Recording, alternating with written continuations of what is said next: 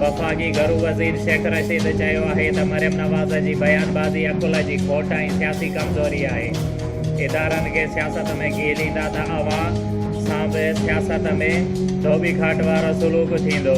रावलपिंडीअ में मीडिया सां ॻाल्हाईंदे शेख रशीद चयो त जूटोक्राट जे ज़रिए सियासी उथल पुथल करण जी कोशिश कंदड़ पंहिंजी सियासी क़बर खोटे रहिया आहिनि।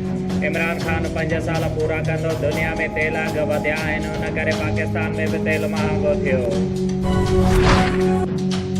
सिंध जे वॾे वज़ीर सैयद मुराद अली शाह चयो आहे त कारसाज़ सानिया जे शहीदनि जे वारसनि खे इंसाफ़ न मिलियो। उन वक़्त जे हुकुमराननि समूरियूं शाहिदियूं ख़तमु करे छॾियूं। असांजो अॼोको जलसो तारीख़ी साबित थींदो। बिजली ऐं पेट्रोल अघु वधाइण बावजूदि पाकिस्तान जो IMF में मुआहिदो कामयाबु न थियो।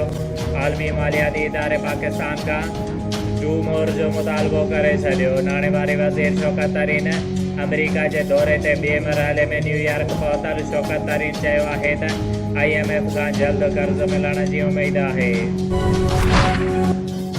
अपोज़िशन लीडर शहबाज शरीफ़ तेल अघनि में वाध ते मुतालबो कंदे चयो आहे त IMF सां ॻाल्हियूं नाकाम थियण बैदि हुकूमत क़ीमतुनि में वाध जो फ़ैसिलो वापसि वठे।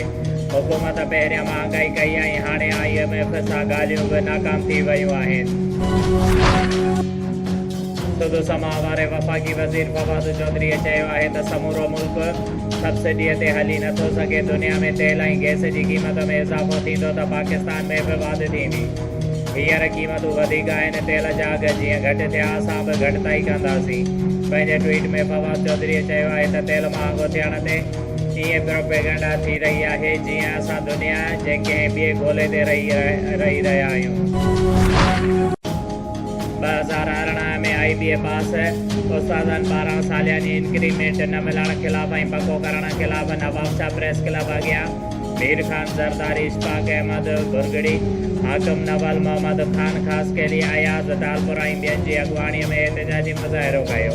उन मौक़े ते अॻुवाणनि ख़िताब कंदे चयो त सिंध हुकूमत असां खां अॻु में भर्ती थियल सभिनी उस्तादनि ऐं मुख़्तलिफ़ खातनि जे मुलाज़िमनि खे इंक्रीमेंट ॾेई रही आहे, पर असांखे निज प्रोफेशनल जी बुनियाद ते भर्ती करण जी बावजूदि सालियानी इंक्रीमेंट न ॾिनी पई वञे, जेका असां सां वेसाघाती आहे। जंहिं ते उन्हनि मुतालबो कयो त फौरी तौर असांखे इंक्रीमेंट ॾेई भर्तीअ वारी तारीख़ खे रेगुलर कयो वञे।